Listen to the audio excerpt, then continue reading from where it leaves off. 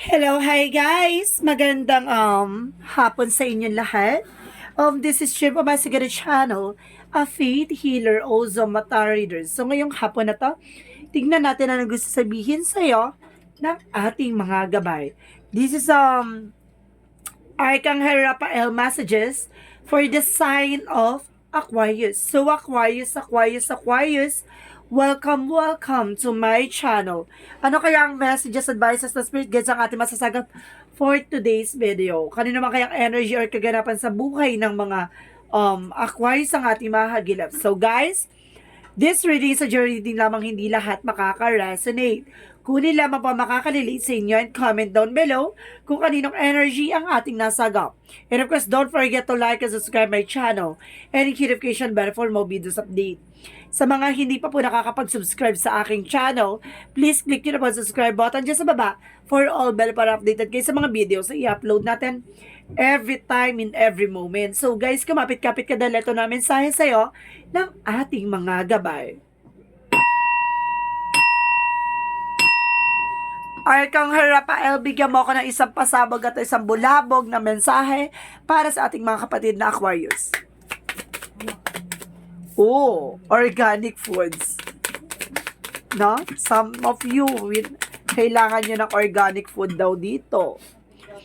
Baka nadadalas ang inyong pagkain ng mga junk foods or mga pagkaing hindi masusustansya or something. Diba? Baka madalas kayo sa meat.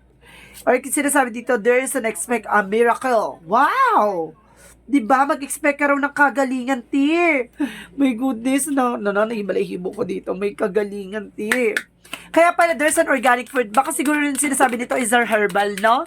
Baka herbal foods to like, kumbaga, kung saan man kayo mahina or malakas or something, baka it's either ang palaya, no? Kung mataas ang ano nyo, mataas ang diabetes or something, mataas sa sugar. So, sinasabi sa'yo dito na kailangan nyo kumain ng ng ampalaya, no? Or kailangan nyo siguro ng dahon ng malunggay for din. Herbal naman for sambong, for yun nga, yung sa kidney something. And of course, sinasabi dito, there's a stay positive, no? Kailangan mo magkaroon ng stay positive thinking. At the same time, fresh air, diba? Kailangan mo ng talagang halimuyak ng hangin na talagang yung hangin galing siguro sa probinsya or something na nagbibigay sa inyo ng yung iba kasi yung sense kapag yung nakakaamoy ka ng sariwang hangin, 'di ba? So let's see guys, what is the messages for is all about? Ganda ng expect the miracle na pasabog ka dito. So let's see. Additional messages. Angel Spirit, give me information. There is a 7 of Pentacles, harvest time. There is a harvest time. And of course, there is a 2 of Wands. There is a decision or 2 path, no? May mga bagay na kailangan mong gawin or kailangan mong ilaban or i-let go, no? So there's a 2 path. At the same time, there is 7 of Cups. There is a confusion. There is a lot of opportunities. And of course, there is a lot of options, no? Additional messages. And of course, there is a 9 of Cups. There's a wish fulfillment. Maraming option dito pagdating sa'yo, no? Marami kang pagpipilian, pero isa lang ang eksena magdadating pa rin sa tagumpay, no? Ang sarap sa feeling. And of course, there is a 10 of Cups. Happiness. Ganda. Masabo. Diba? Kaya sinasabi dito, stay positive, diba? And of course, there's a tower moment. So, ibig sabihin dito, there's a sudden changes coming in for you. Pero magdadala to sa happiness sa'yo. So, it means there's a beautiful disaster, no? So, what is the 7 of Pentacles? And of course, additional messages for 7 of Pentacles. There's a devil. So, in reverse daw. So, ibig sabihin kumbaga, pinipilit nilang hadlangan na makuha mo yung mga bagay na gusto mong makuha. Pero tendency, hindi nangyayari, hindi na isa sa katuparan, diba? Hinaharang man pero, tumutuloy-tuloy pa rin ang eksena. That because of napaka-optimistic mo, no? Mataas ang optimistic mo. Kumbaga, stay positive ka talaga. And of course, mataas ang sense of humor mo.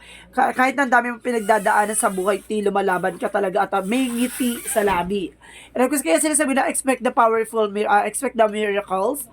That because of, kumbaga, yung there's an unexpected moment pa rin na kumbaga nagkakaroon ka ng harvest time out of nowhere, may nakukuha kang tulong ng universe, gano'n, kumbaga meron pa rin mga blessing disguise happen sa buhay mo.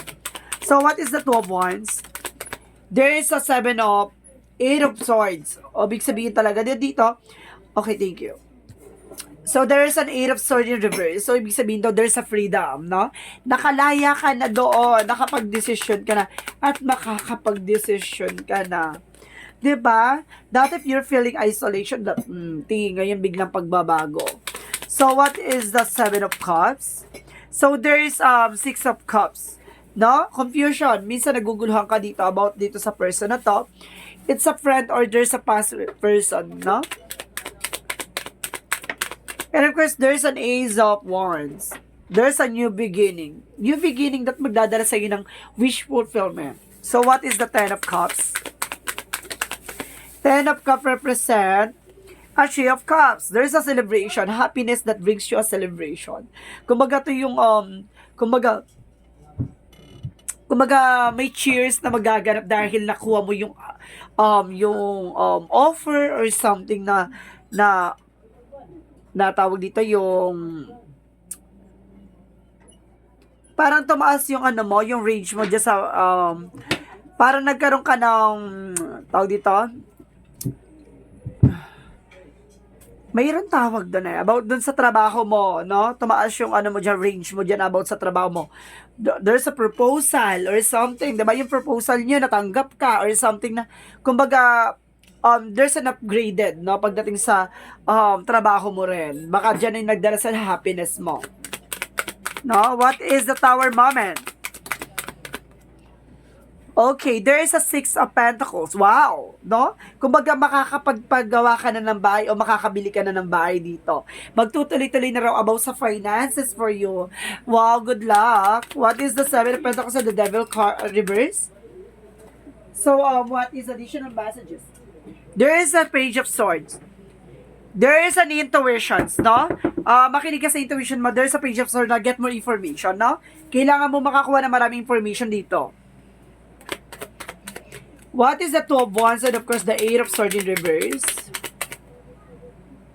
Okay, thank you. Promotion daw, promotion daw to ha. Kumbaga may promotion na magaganap daw dito. And of course, there's a Queen of Wands. There's a confidence. No, yun yung magkaroon ka daw ng confidence sa sarili mo. Yung parang inside and out, you have an indifferent persons. Na parang, dead ma ako. Kumbaga, magagawa ko yung gusto ko, magagawa ko tong plano ko. Kumbaga, meron kang willpower no? Kumbaga, talagang alam sa sarili mong kaya mong may sa katuparan.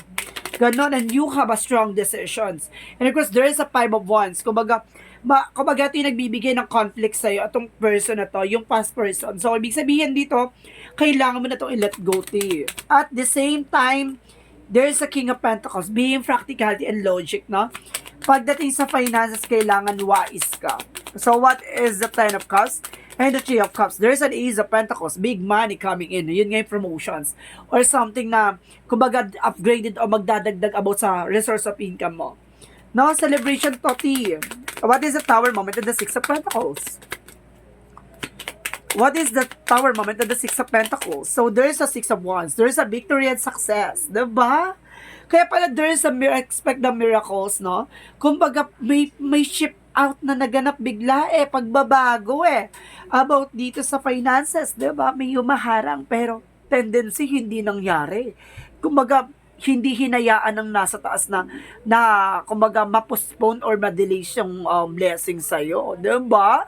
Kumbaga, talagang napakabuti mo at napakabuti ng nasa taas para sa'yo. So, pinagkaloob ka ng happiness and of course, sa fulfillment. Here goes, sinasabi lang sa'yo dito na kailangan mo i-let go tong person na to. No? At the same time, what is the outcome? There is a Wheel of Fortune. Ay, kaya pala, T. Diba? Wheel of Fortune is here. Talaga nakatadhana talaga mangyari that because yung swerte, T, hawak-hawak mo na. And of course, there is Two of Cups. There is a partnership. And of course, there is a Page of Pentacles, manifestation, no? Kumbaga, itong tao na to na makikilala mo, itong tao na to nakilala mo, baka yung goal nito is about sa partner talaga, no? Relationship, partnership, kumbaga, talagang meron kayong compatibility, no? So, what is Yin and Yang Oracle card? So, what is the Yin and Yang Oracle card? Kabog ka dito, Tiha, and fairness. At the same time, there's a faith, no?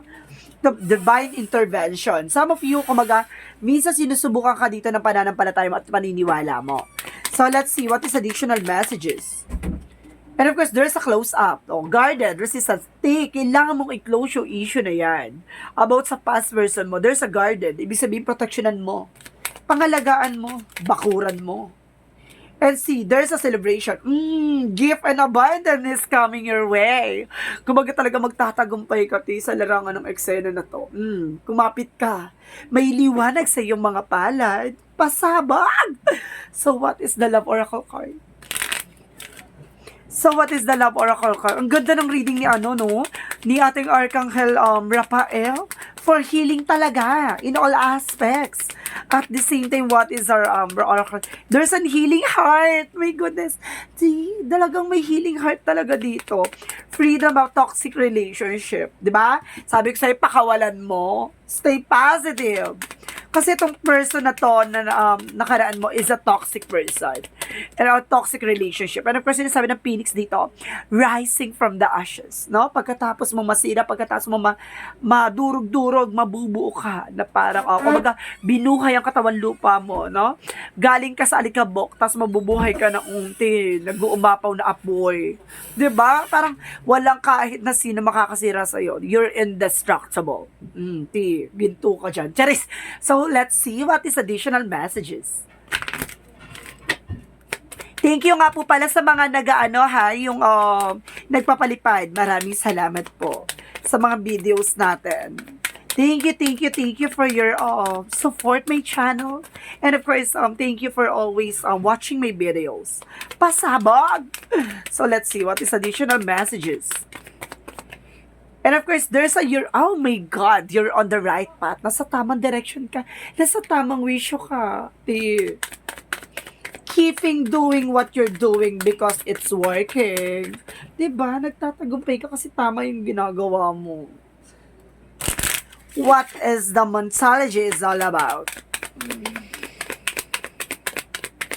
Monsology is the energy is gaining momentum. So, some of you, baka talagang itong nangyayari na to, na about sa sistema ng buhay mo ngayon, kumbaga, hindi mo to makakalimutan. Nothing will come in the situation. Walang mangyayari sa sitwasyon, no? Kumbaga, ngayong eksena na to, kumbaga, there's an unexpected moment, Ibig sabihin dito, walang mangyayari sa sitwasyon kung hindi ka kikilos, no? Stay positive. So, what is Archangel Michael?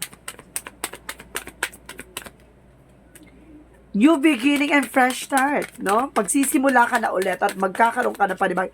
Ay, ang ganda ng reading mo, Tio. You're on the right path. 2 beses sinasabi sa'yo dito, Diba? You're on the right path, you're on the right path. Na sinasabi niya, pati si Archangel Michael, ha? Diba? Talagang kinukonvince na sa tamang wisyo ka. Pasabog ka dito, ha? So, what is additional messages? Kung nanonood ka dito, Aquarius at the moment, so, sinasabi sa'yo na sa tamang direction ka. Kasi napapanood mo yung mga videos natin. Diba? And of course, there's a change. Magbabago na yung buhay mo. Diba? Kumapit ka.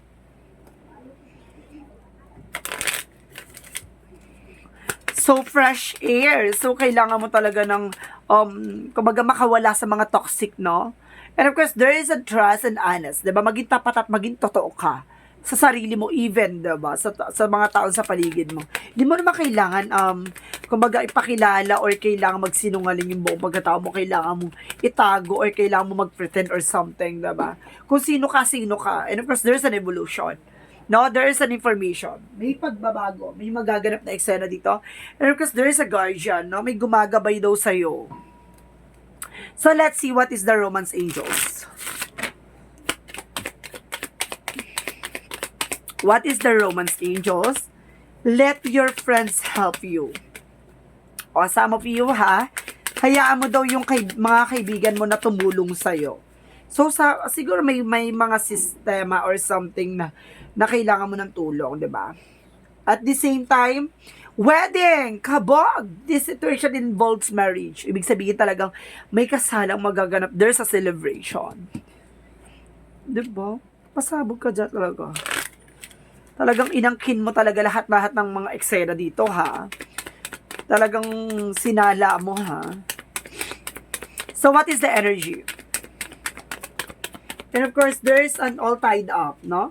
Sinasabi sa'yo dito ng ating gabay na kailangan mo nang kumawala, no? Kumawala sa mga negativity, sa mga toxicities. At the same time, there's a door to value, no? Maraming salapi, maraming halaga, ti. Kumbaga, hindi mo lang makikita yung halaga mo. Marami ka pa makikitang halaga. So, what is the chakra?